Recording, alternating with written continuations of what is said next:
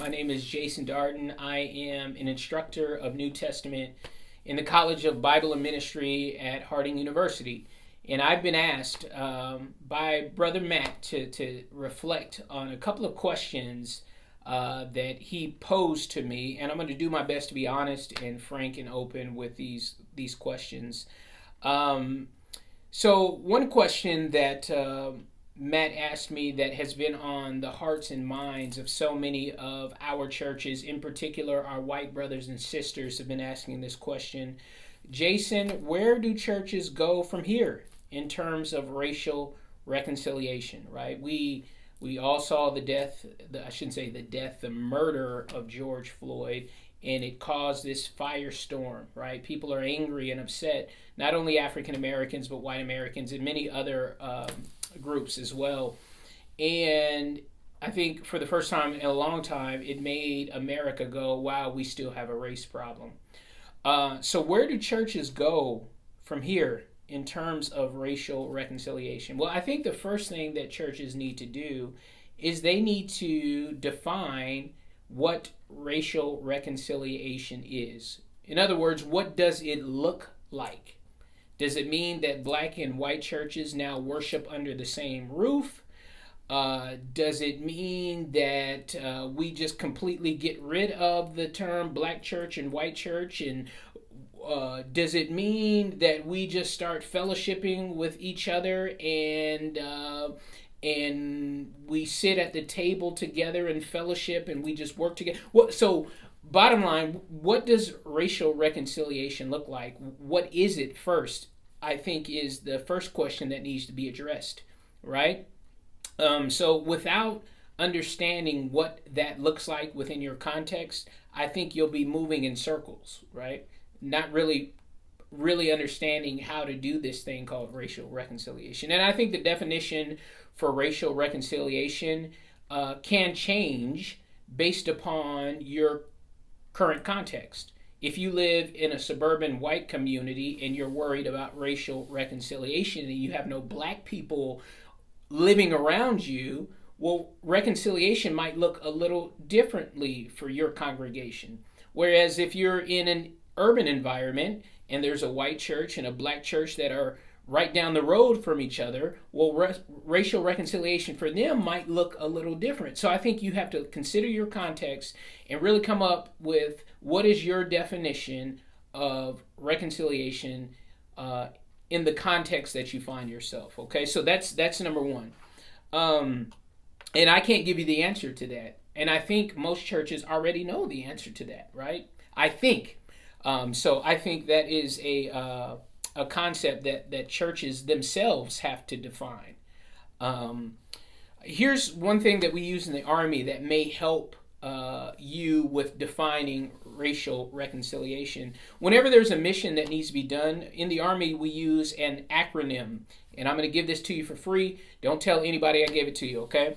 The acronym is Sergeant Major Eats Sugar Cookies.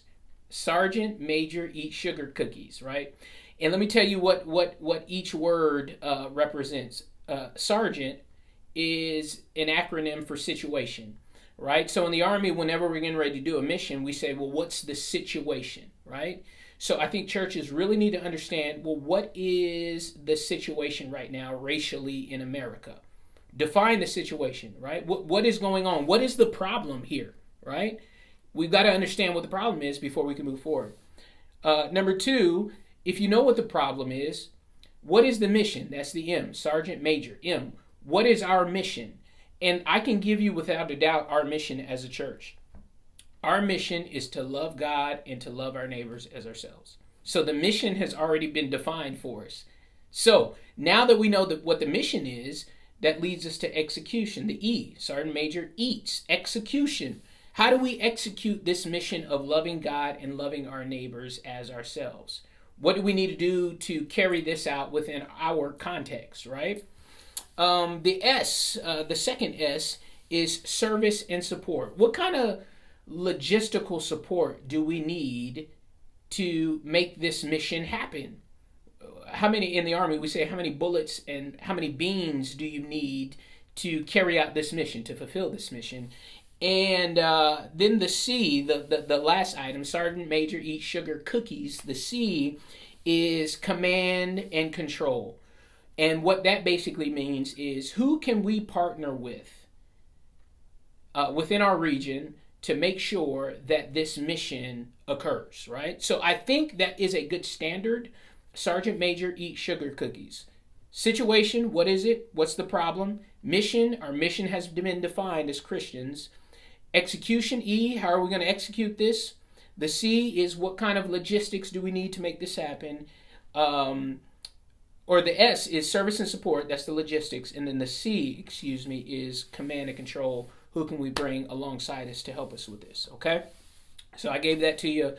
You got to define what racial reconciliation looks like for you. Number 2, how can we better minister cross-culturally? So for me, cross-culturally, again, you look at your cultural context, but I'm going to give you something that I think is so profound and hits to the heart of everything, and something that most of us don't want to do. What I love about the Jesus that we serve so much is that Jesus was incarnational. If you think about it, he was chilling up in heaven with God and the angels, with the Father, the Spirit, just up in heaven. And God said, okay, it's time for you to go down to earth. So he left his royal, in a sense, position and his royal, majestical life to come down to a broken world. He was born inside of a barn, and for most of his life spent time with the poor and the marginalized. I say most, all of his life. He was born in meager circumstances. The Bible says he was even not a person that was one to take notice of. He was just a commoner and took up residence with the common, poor, marginalized people.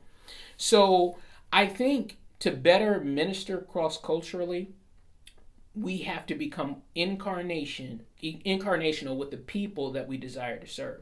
So classic example, if we live in the suburbs and our desire is to serve people that live in the city and live more marginalized and poor, it requires us to leave the suburbs to go where those people are and to spend time amongst the people. On the same token, if our desire is to bring awareness to people living in the suburbs, the people in the inner city have to leave the inner city and travel to the suburbs to tell the story of their plight, right? So it requires us to be incarnational, and most people don't want to do that. People don't want to leave their nice suburban homes to move into the inner city. People in the city like the city life and don't want to move to the suburbs, right? So this is what it requires, and this is why it's such a challenge to get done. Another question. What do white Christians need to hear in order to understand the struggle of black men? Well, I think you have to know our history. So I'm going to tell you my family's history, and hopefully it'll make some sense to those of you who are listening. All of us have a story. My last name is Darden, but guess what? That's really not my last name. I don't know what my real last name is because my last name was stripped away from me when my grandmother, 5 generations ago, was sold into slavery from West Africa, Guinea. And she was forced, along with her sister and her cousin, to board slave ships that were headed to America. They eventually made their way to Galveston, Texas, where my family was bought by a slave owner by the name of William J. Darden, we believe. My grandmother missed her homeland. She missed her family back home, but was never permitted to go home, couldn't even speak her common language, and was forced into a life of slavery, hardship. Her family was broken apart. She lost contact with her sister and her cousin because they were sold off. So you have these feelings of pain and intense hurt, and those feelings get passed on generation to generation. So you fast forward 3 generations, my grandpa is born. And my grandpa is still living. He's 86 years old today. And my grandfather was born in Galveston, Texas. You know, when the Emancipation Proclamation happened, the slaves were freed, but they had nowhere to go. They didn't own anything. So you just stayed where you were. So my grandpa and my grandmother were born in Galveston, Texas, where my grandmother, Affy, from Guinea, was brought to work as a slave. So my grandparents lived in Galveston. They grew up under the oppressive hand of Jim Crow segregation. They were treated as less than. They were told that because they were black, they were not allowed to go to certain places, and they were looked at as unintelligent and not as important, and that something was wrong with them, right? So this is ingrained in my grandfather's psyche, in addition to the stories of the mistreatment of his family's generations before him, right? So this message is carried with us. We feel less than and unimportant, right? And then fast forward to my father's generation. My father, fortunately, through the work of my grandfather attended UC Berkeley. He didn't let segregation and people's perception of him stop him, right? But it's a struggle the whole way. And then fast forward to my dad's generation. My dad is nearly 60 now. He attended UC Berkeley, but many people told him that he should go to a community college first because he couldn't handle it, right? Because it wasn't for him. And eventually my dad went to UC Berkeley and graduated, became a professor at Pepperdine, got his Juris Doctorate, and spent 30 years in the Army and retired as a lieutenant colonel. All along the way, my father has had to battle stereotypes. When people hear that my dad is a professor at Pepperdine, they go, "You? How did you become a professor? What does that mean? Why do you think that way? Why do you feel that way?" Well, because of perception. Perception is, that's not a job. Black people, they're usually in the hood, selling drugs, doing this, doing that. So all those stories of hatred and segregation and mistreatment gets passed on generation to generation to generation, right? And we have been wounded and we are hurt. And anytime we see racist rhetoric or we see or experience microaggressions, it brings up all that stuff. And we are hurt and it's painful. And I've even experienced my own times of prejudice and racism. I tell one story. I was asked to preach at a small church in Arkansas, in Harrison, Arkansas. I didn't know anything about Harrison, but I guess Harrison at one point was a hub for the KKK. And this was a few years ago. And I went out to the church building and I noticed Confederate flags on everybody's trucks and gun racks. And I was thinking to myself, I probably don't need to be here. I go into the church. Long story short, I preach and I'm standing in the back and there's a senior white man who walks to the back. He's an older gentleman. And he comes up to me and he shook my hand and he said, "I just want to let you know that you are one fine Negro preacher." And I was thinking to myself, why do you have to describe me as one fine Negro preacher? First of all, I didn't even think we use that word anymore. That's an outdated word, but that's what he saw me as, a black preacher, right? Not just Jason, but Jason the black preacher. There's countless stories. Another story is I had a lady call our church building one time asking for assistance, and I was on the phone with her and I said, "Yeah, come on by, we can help you." She comes by the church building and I go out to greet her and she said, "I'm looking for the minister." And I said, "Ma'am, I am the minister." She said, "Oh, I thought you were white because you sounded white on the phone." And I'm thinking, I'm from California. We enunciate our words in California. This is just how I talk. I was taught to speak, and enunciate my words, and it just made me think, her perception of black men is that we don't speak properly, we're thugs, we're up to no good, and those prejudices are still very much alive and active today. So I think our white brothers and sisters need to understand that we carry this stuff. And what's the solution? I shouldn't say easy solution, but what is the solution? I think the solution is so clear. It's right in front of our faces in Scripture. Whenever someone is treated unfairly, unjustly, the trauma of that treatment gets passed on generation to generation, family to family. And unless someone comes in and shows an extreme amount of empathy, concern, and care, that trauma will continue on in that family unit unless restoration and care and concern is offered.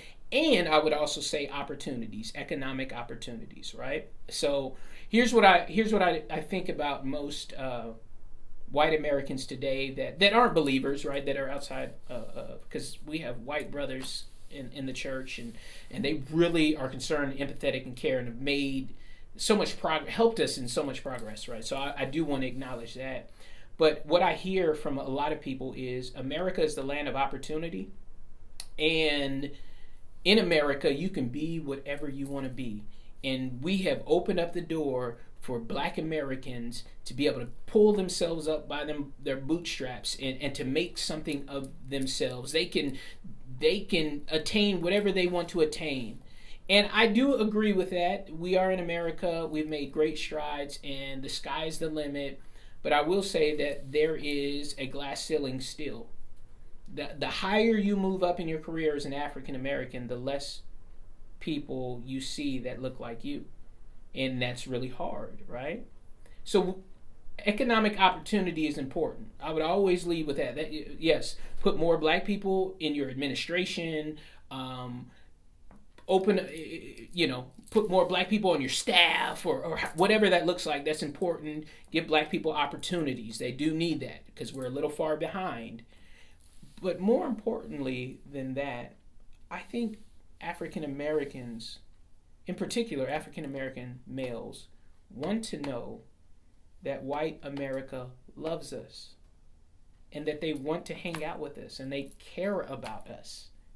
Because honestly, it doesn't feel that way sometimes. And oftentimes we ask the question, why doesn't America love us?